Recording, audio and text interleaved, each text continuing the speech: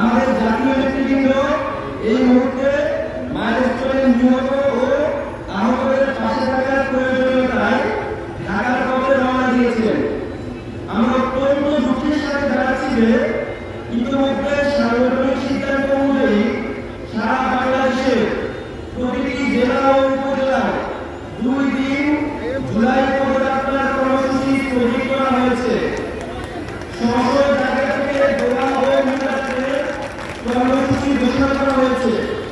পরবর্তীতে আমাদের পদযাত্রা কর্মসূচি ফেনী শিডিউল জানিয়ে